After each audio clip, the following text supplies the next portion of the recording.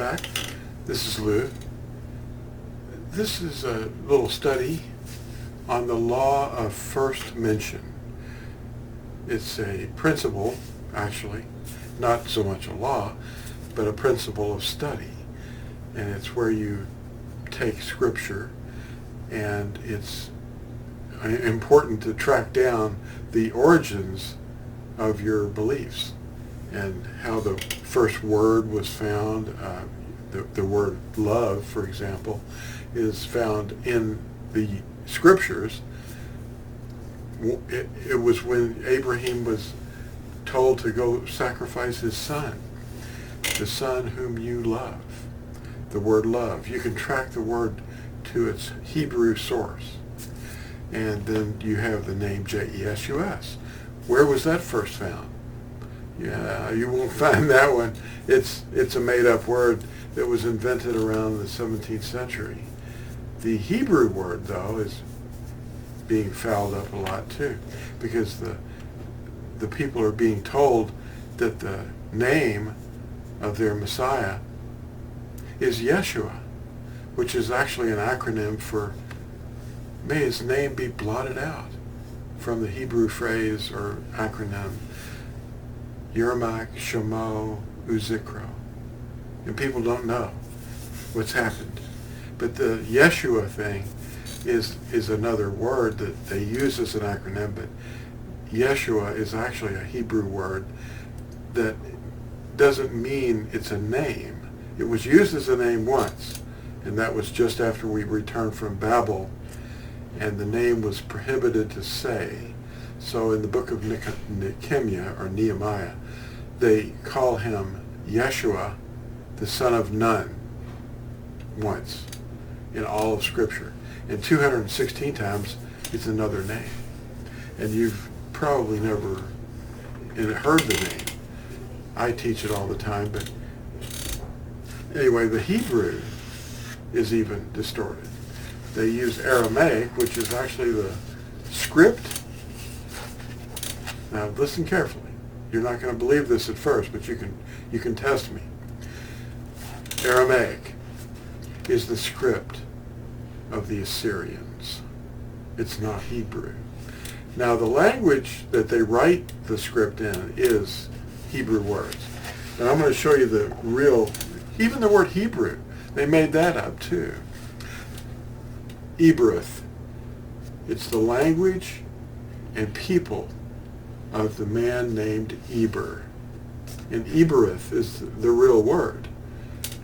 And this is a grammar book that you can order from Margaret through Amazon. And it's a nice book. It's all well explained. And it's the Paleo grammar with 50 vocabulary words. I think you're going to like this one. This is no guile in this. There's no lies. There's nothing called something and then it's really something else. You're looking at the actual letters. This is not Aramaic. Here's what they look like. I'll get this light on here and you can have a look at the Hebrew letters. See? This is one of the exercises that she's got in here. Let me see if I can get a little bigger. Oh, this one page. Oh, I'll show you this little chart. Look at this. There's the name of the letters, 22. Those are, a lot of you have never seen this. Hebrew teachers have never seen this. Now, I want to read to you page 22 in this book. And they're fighting against this truth all the time. Hebrew has vowels. That's where we get our vowels. I'm going to read page 22. Ebereth, the vowels. There is quite a controversy regarding vowels in Hebrew.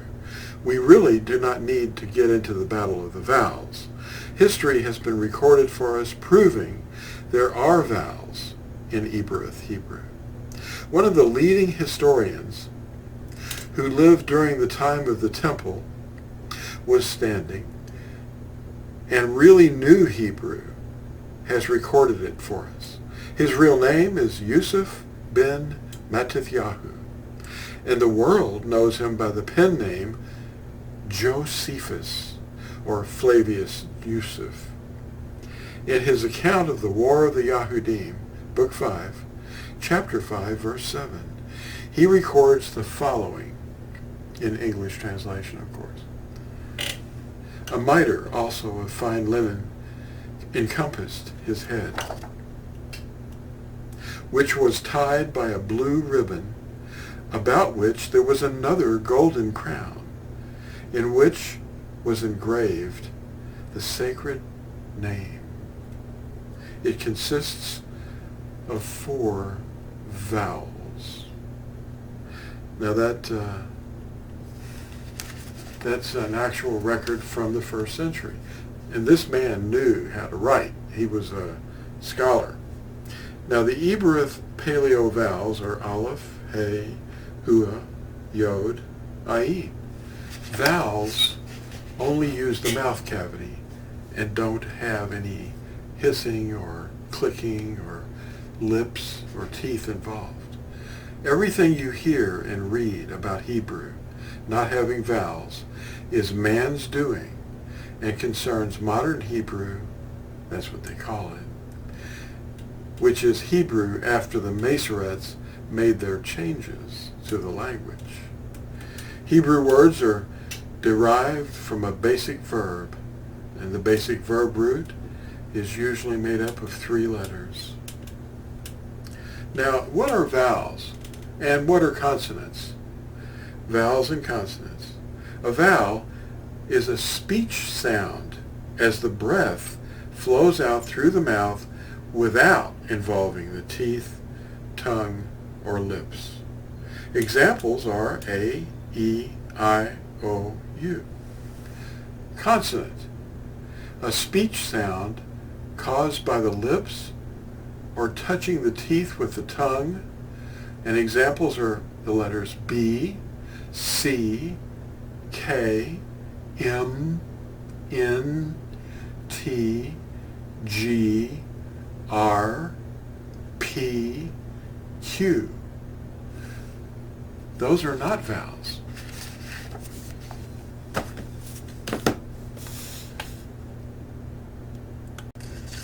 If I just walked up to you and I showed you a word, you wouldn't recognize it. Most Hebrew teachers wouldn't either. That's a yod. Actually, that's the last part of the word. Over here, that's a yod. And that's the sound E. Not like our letter E, but it's a Y. It's like Malachi. It could be E or I. So this is an M, and that's a lamed. That's an L. Malachi. That's an A. Oh, I can prove that to you. There it is. A. That's where we get that vowel. This is real Hebrew, and that's what this book is all about. Hebrew. This is book 2, actually, and you'll find more at Amazon. You have to look up basically Margaret St. Peter, and the name of the book is Hebrew Paleo Grammar, 50 vocabulary words. I just want to see her, really launch that book, and I wanted to help her out. The law of first mention is what this video is really about. And the law of first mention includes the Hebrew language, too. Hebrew. It's not Hebrew. I mean, we're not going to criticize people for saying the word Hebrew, but the word Hebrew is not in Scripture. Well, what is Scripture? It's the inspired text. It's not the interpretations into other languages like Greek or Latin or English. Those are interpretations. That's not it. No one inspired that. Those were people. Usually people that didn't even obey the commandments. They were just trying to rope people into believing that they had some kind of ordination. If you don't obey the commandments, Yahuah didn't ordain you. They ran, but I didn't send them. That's what he says. If you're not sent by Yahuah, you're probably not understanding a lot. There's a great deal you don't know. And the most important thing is his covenant. And they don't even acknowledge it. They live as if Sinai never existed. They claim that it's done away. Anyway, the law of first mention is basically a very interesting thing, but it's also important that you track things down to their source so that you can find out where you found the word for the first time, how it was used, in what context it was used. And if it isn't a word, it might be a teaching. So where did this teaching come from? You hold it up and look at it and say, where did that start? Well, it started somewhere, and it probably got mutilated along the way. Like they threw the whole thing out eventually. But anyway, the law of first mention is an important idea or concept. It's really the principle of first mention. In Scripture, that's very important. The first use of the word Yahusha came from the man Husha being renamed by Musha, or Moses. Moses called Husha Yahusha by adding one letter to his name. I'll show you the letter. Okay. This is where it became. This is what it became. Now this is the Yod, the Hey, and the Ua, and the Sheen, and the Ayin. These two make up a suffix at the end that modifies the name. This is Yahusha. Yahusha. The U is very, very prominent. This is the Greek shape in the Greek alphabet for the upsilon, which is our letter U. And it dropped the stem, and it became this V shape in Latin, which is basically a U. And that's the U. I'm showing you the U. It really exists. It's a vowel. This is a vowel, this is a vowel, and this is a vowel. And this is a vowel. This is not a vowel, because sheen, which isn't a W, this means two teeth. It's actually two teeth, spears like teeth, and you're making the sound of the air rushing through your teeth. Shh. That's what you're looking at right here. That's the sheen, and it's the only character or letter in this word that is not a vowel. This is the only letter that's in the word that's a consonant. All the rest of these letters are vowels. The first occurrence of this word occurred in Numbers 13. If you look at it in interlinear, you see this is the name of the man, Husha. It's not Hosea, it's Husha. And Moses, as they call him, added this letter, this first letter, to his name. Hebrews read from right to left. Yod. He added the Yod, and it changed the whole meaning of the word. It means Yah, or Yahuah, is our deliverer. Actually, it means I am your deliverer, if you fully translate it. But it means Yah is our deliverer. That's what the Shin Ayin does. Shin Ayin is a suffix that means deliverance or deliverer. It's not Yeshua. Yeshua is a common word for salvation or deliverance. But it's not his name, because he came in his Father's name, which is Yahuah. And it's right here. See Yahuah? The first three letters in the Son's name are the same. Yod, Hey, Ua. This is Yahuah. They're all vowels. And this is Yahusha. The law of first occurrence. You have to look at the interlinears to really get the truth on this.